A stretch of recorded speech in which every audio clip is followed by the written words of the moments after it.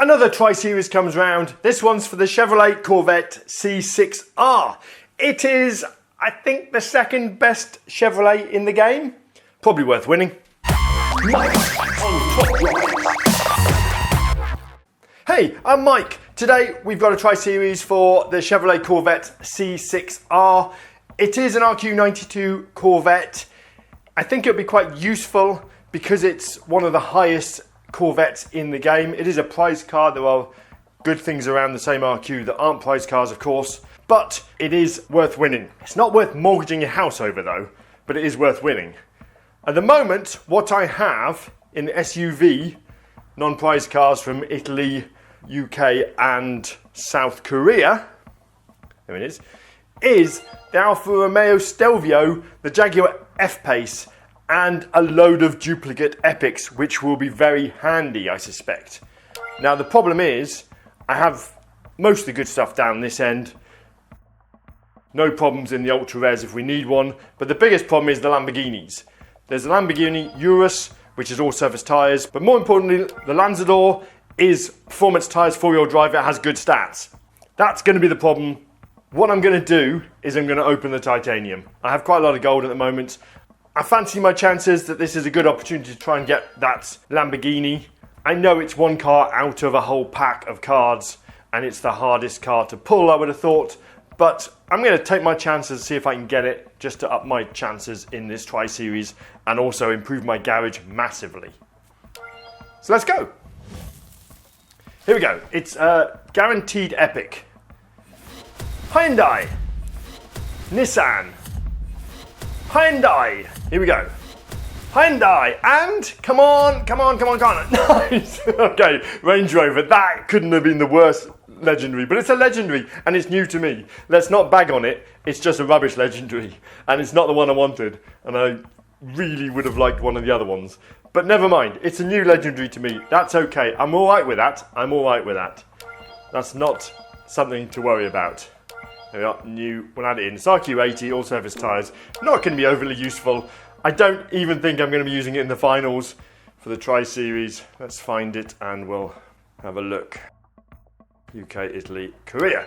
Right, yes, it's in my top 3, but I don't think it is actually in my hand. To be fair, we'll 1-star it and then we'll probably never use it again. Never mind, it was a legendary pull. It would be a good thumbnail for the video, but that's not kind of what I do. So, let's move on. Right, I'm back. I'm joining quite late just because I couldn't be bothered. I've got other stuff going on. I'm just going to throw a load of time at this and see where I get to. I have an okay hand. I should be okay, but I'm probably tier 3 to be fair. I have the Alfa Romeo Stelvio, which is 322. I have the Jaguar F-Pace, which is 112. And I have the other guys, which will be useful. Let's go. Okay, it should be relatively simple. Having this F-Pace instead of a second Kona is a decision I'm not sure about. Because the Konas are much better and have better handling. But the Kona that I have, my second Kona, is drag spec 332, which doesn't make it particularly good on the G-forces and stuff like that. So, I am taking the F-Pace. The other thing about the F-Pace is it's going to mean I'm going to be able to use it on the off-road stuff when I want my Stelvio to be on the 1 mile, for instance. Not on this one, but you know what I mean. When it comes up and I need that Stelvio to beat another Stelvio that isn't upgraded, I will put it on there and I can put my Jaguar on the off-road track. So hopefully, as I say, I think I'm probably tier 3, maybe even tier 4. If I can sneak into tier 2, then I'll be very happy. I am quite late in the day. It's not by design. I'm not thinking I'll get an easier bracket if I come in late. I'm just thinking I didn't have time to play. And I needed time to upgrade my Stelvio because it was stock at the beginning of this process. I have put 4 upgrades in it, which some might say is foolhardy, but it's a useful car. And I have fused material at the moment, so I thought I would use it. So this is a situation where my F-Pace will win, but I'm not expecting my F-Pace to win much, to be honest with you, even though handling upgrade does help it in normal gameplay. So we'll skip ahead. 370 to 0, we're still on the climb anyway, we're 15th. It is a half empty bracket though, to be fair. Okay, we'll go again. I have to start looking at some point at what's the most beatable hands. There will be lots of people who are beatable, and there'll be lots of people who aren't beatable. There'll be people out there that have some serious stuff, the Lamborghinis and the Stelvios maxed and etc, etc. But for the time being, I think I'm okay. I'm not sure which one I should be putting my off-roader on this track set, to be fair. I think I'm just going to go with whatever it fits. I mean, whatever wins, as it were. But I don't think either track is particularly set up for the off-roader on that track set. However, it is crazy useful on the ones, the twisty sands and stuff like this one. So that's all good. So 1 mile sand is the obvious one, but whether it wins against that Lamborghini is another matter. But the other stuff is pretty low RQ, so we should get a win even if it doesn't. This will be fine. There's not much, that Kona, that Honda Kona, right, we lost by 50, so I guess that was it. That Kona is quite useful actually. Unfortunately I have a drag spec and I have a 323, but I don't have the 233, which is the one that would have been more useful here. Right, 11th, 5 and 0. We are on the board and rolling. Just got 25 more tickets to play. Okay, I'm back. I've played 22 tickets and I'm in the top 12. Not all of those 22 are wins though, to be fair. I have had to take quite a lot of losses because when I climb too high up the table, I cannot beat anyone and I have to play and take a loss to knock myself back down again so I can play against people and win. When you join late, it's a bit of a battering, where am I putting that? On the lumber mill twister, yeah. So the Stelvio goes on the drag, I think, in this case. Canyon Tour. It's that 233 Kona that's causing me problems. What was I saying? Yes, when you join late, you have to play your tickets. You have to get the minimum done. Otherwise, you will not ever get the prize car. And that is a gameplay situation because if you stride out too far at the top, people will all hit you back down again.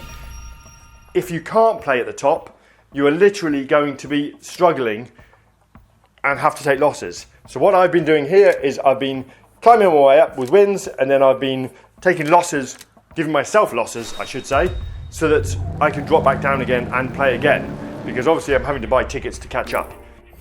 Late joining is sometimes a massive advantage, it's sometimes a massive disadvantage. Sometimes you find all the big players are joining late and you get screwed over in your bracket. Sometimes you get a half-empty bracket that doesn't have anyone in it. In this case, there's quite a few recognisable names, but I think I'm certainly on the borderline tier 2, tier 3. Anyway, that's that.